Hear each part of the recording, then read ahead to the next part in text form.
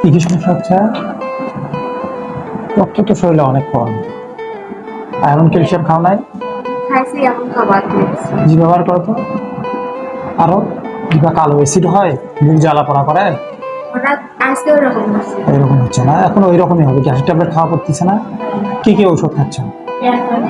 মানে ওরা চলতেছে।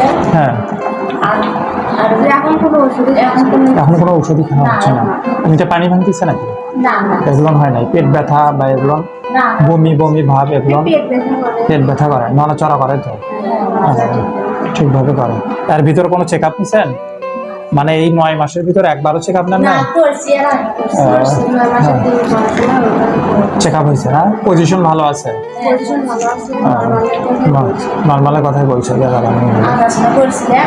তারপরেও নর্মালে যতই হোক, তারপরেও হাসপাতাল না হলে ক্লিনিকে যে কোনো জায়গায় শরণাপন্ন হতে হবে স্বাস্থ্যকর্মীর নিয়ন্ত্রণে। ঠিক আছে আমার কথা? যারা দক্ষ, হ্যাঁ। কিন্তু বাড়িতে থাকলে দেখা যাচ্ছে যে একটা দুর্ঘটনা ঘটে গেলে তখন করার কিছু থাকবে না। এটা জীবন। বোঝা গেছে আমার কথা? কিন্তু ঔষধ বা হচ্ছে আয়রন ক্যালসিয়াম চলে নাই এতদিন? চলছে। এই কয়েকদিন মানে বাদ দিছি। 8-10 দিন হলো বাদ দেওয়া। আর বাদ দেওয়া যাবে না। খাওয়া দাওয়া এগুলো ঠিকভাবে খাচ্ছে? হ্যাঁ, খাওয়া দাওয়া সব আচ্ছা। ঠিক আছে। প্রস্রাব পায়খানা এগুলো ঠিক আছে না? আর যেহেতু ৯ মাস হয়ে গেছে, নগদের চেক আপ হয়েছে একটা। নগদের হয় ৯ মাসের দিন যখন পড়ছে তখনই। তখনই হয়েছে। আচ্ছা, এখন ৯ মাস 15 দিনে পজিশন, ঠিক আছে?